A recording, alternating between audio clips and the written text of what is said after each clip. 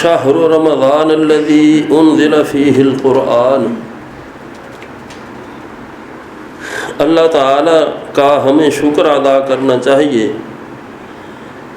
کہ اس نے اپنی رحمت کے ساتھ یہ دن رمضان المبارک کے ہمیں دیکھنے نصیب فرمائے ہیں۔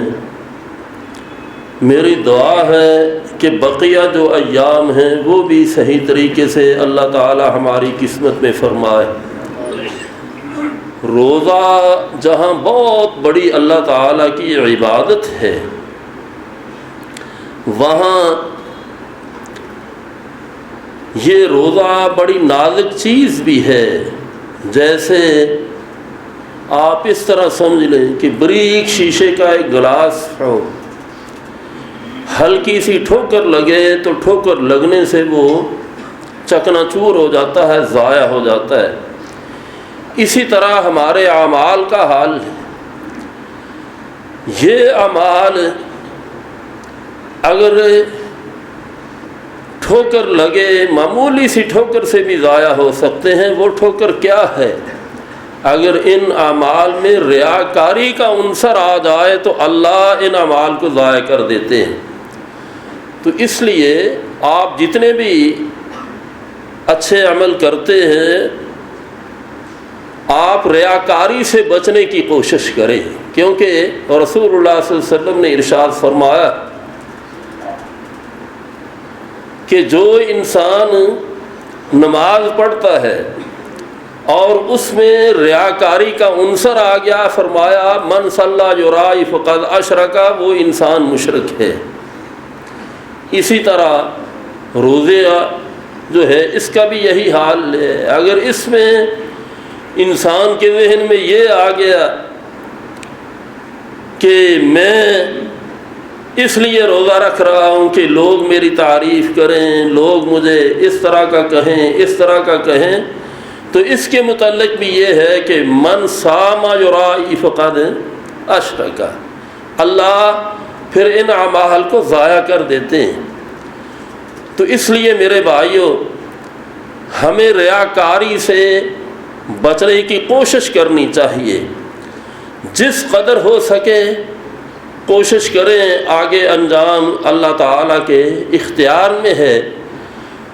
اب آخری بات میں کر کے اپنے ان گزارشات کو ختم کرتا ہوں۔ یہ جو ایام ہیں، ان ایام میں اللہ تعالیٰ سے دعا بھی زیادہ سے زیادہ کرنی چاہیے۔ قرآن مجید کی تلاوت بھی زیادہ ہو، اللہ کا ذکر اذکار بھی زیادہ ہو، اور اللہ تعالیٰ سے دعا بھی آپ زیادہ سے زیادہ کریں۔ لیکن اس دعا کے کچھ آداب ہیں۔ ان میں سے سب سے پہلا ادب جو ہے وہ عقل حلال ہے۔ اگر عقل حلال نہ ہوا تو آپ اللہ کے سامنے روتے چلے جائیں، یہ اللہ کا فیصلہ ہے کہ میں نے دعا کو قبول نہیں کرنا۔ اسی طرح امام بہقی رحمہ اللہ نے کتاب الشہادات میں ایک روایت لائے ہیں سنن کبریٰ بہقی کے اندر، کہ 3 آدمی ایسے ہیں جن کے متعلق اللہ تعالیٰ نے فیصلہ کر لیا ہے کہ اللہ ان کی دعا کو قبول نہیں کرے گا۔ اب وہ آدمی کون سے ہیں؟ اگرچہ وہ بیت اللہ کے ساتھ چپٹ جائے، ملتزم اس کے ساتھ بھی چپٹ جائے، جب تک وہ اپنی اصلاح نہیں کرتے اللہ ان کی دعا کو قبول نہیں کرتا۔ وہ 3 آدمی کون سے ہیں؟ رسول اللہ صلی اللہ علیہ وسلم نے ارشاد فرمایا، سب سے پہلا وہ انسان ہے کہ جس کی بیوی بد چلن ہو، وہ اپنی بیوی کے برے کردار کی بنا پر نہ تو اس کے حقوق پورے کرتا ہے، نہ اسے طلاق دے کے آزاد کرتا ہے۔ جیسے ہم کہتے ہیں کہ بھئی میں تھوڑا سا بھی اختلاف ہوا تو خاوند کہہ دیتا ہے بیوی کو، بھئی ٹھیک ہے تو اس طرح ہی رہے گی، نہ میں تجھے چھوڑوں گا نہ میں تیرے حقوق پورے کروں گا۔ تو رسول اللہ صلی اللہ علیہ وسلم نے ارشاد فرمایا، یا تو یہ اس کے حقوق ادا کرے یا پھر یہ اسے آزاد کر دے، تیسرا اس کے پاس کوئی راستہ نہیں۔ اگر یہ دو کام نہیں کرتا تو یہ بیت اللہ کے ساتھ بھی لٹک جائے، اللہ اس کی دعا کو قبول نہیں کریں گے۔ اب یہاں غور کریں، یہاں بیوی کو تنگ کرنے کا، پریشان کا خاوند کے پاس جواز موجود ہے کہ وہ بد چلن ہے، لیکن اس کے باوجود بھی اس کے حقوق پورے کرنے کی شریعت نے تلقین کی ہے۔ اگر عورت نیک ہو، خاوند کی فرما بردار ہو اور فرائض کو انجام دینے والی ہو، اس کے انسان حقوق پورے نہ کرے تو آپ خود فیصلہ کریں تو اللہ اس کی دعا قبول کریں گے۔ اور دوسرا وہ انسان جو صاحب استطاعت ہے، اس کے پاس مال ہے، وہ لوگوں کو قرض دیتا ہے، لیکن وہ اس قرض پر نہ کسی بندے کو شہادتی بناتا ہے، نہ وہ اللہ تعالیٰ کی ذات کو گواہ بناتا ہے۔ اگر انسان اپنا بھرم قائم رکھنا چاہتا ہے، کسی بندے کو گواہ نہیں بنانا چاہتا، تو اسے اللہ کی ذات کو ضرور گواہ بنانا چاہیے۔ اور تیسرا وہ انسان جس کی دعا کو اللہ قبول نہیں کرتے، جو کسی یتیم کا متولی بن گیا، اس کی پرورش اس نے اپنے ذمے لے لی، تو پھر بلا وجہ اس کی پرورش سے ہاتھ کھینچ لیتا ہے، اس کی تربیت وہ اچھی نہیں کرتا یا اس کے مال میں خیانت کرتا ہے، تو اللہ اس کی دعا کو بھی قبول نہیں کرتے۔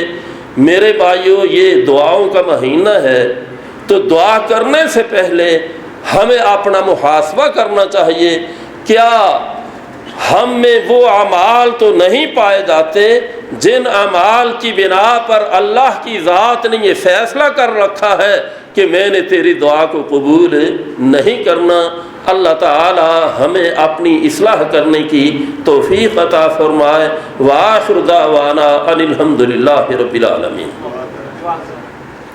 بسم اللہ الرحمن الرحیم۔ الہکم الہ واحد لا الہ الا هو الرحمن الرحیم۔ اللہم صلی علی محمد وعلی آل محمد کما صلیت علی ابراہیم وعلی آل ابراہیم انک حمید مجید۔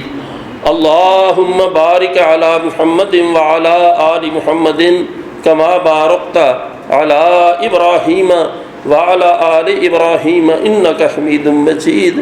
ربنا ظلمنا انفسنا وَإِن لَّمْ تَغْفِرْ لَنَا وَتَرْحَمْنَا لَنَكُونَنَّ مِنَ الْخَاسِرِينَ۔ یا اللہ اپنی رحمت سے ہمیں معاف فرما دے، یا اللہ اپنی رحمت سے ہمیں معاف فرما۔ یا اللہ ہم بڑے ہی خطا کار، سیاہکار، گنہگار ہیں، یا اللہ اپنی رحمت سے ہمیں معاف فرما۔ یا اللہ پریشان حال کی پریشانیاں دور فرما، حاجت مندوں کی جائز ضرورتیں پوری فرما۔ یا اللہ مقروضوں کی قرض کی ادائیگی کے اسباب پیدا فرما۔ یا اللہ تیری مخلوق پریشان حال ہے، اس کے احوال پر رحم فرما۔ یا اللہ اپنی مخلوق کے احوال پر رحم فرما۔ یا اللہ ہمارے وطن عزیز کی حفاظت فرما۔ یا اللہ جو صاحب اولاد ہیں ان کی اولادوں کو نیک فرما، جو اولاد کی نعمت سے محروم ہیں ان کو نیک اولاد عطا فرما۔ یا اللہ جنہیں بچیاں دی ہیں نیک بچے بھی عطا فرما۔ یا اللہ جو اولاد کی نعمت سے محروم ہیں انہیں نیک اولاد عطا فرما۔ اسی طرح جو اولاد کے معاملات میں پریشان حال ہیں ان کے لیے اچھے اسباب پیدا فرما۔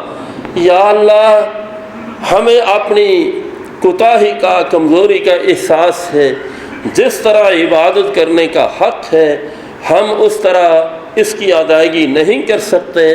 یا اللہ ان کمیوں کوتاہیوں کے باوجود ہماری عبادات کو قبول و منظور فرما۔ یا اللہ ہماری دنیا بھی اچھی فرما اور آخرت بھی اچھی فرما۔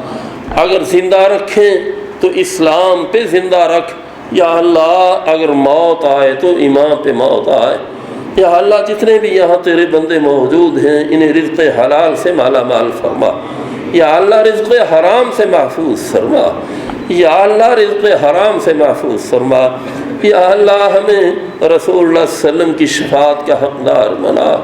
ربنا تقبل منا انك انت السميع العليم وتب علينا انك انت التواب الرحيم صلى الله تعالى على خير خلقه محمد وآله وأصحابه أجمعين برحمتك يا أرحم الراحمين۔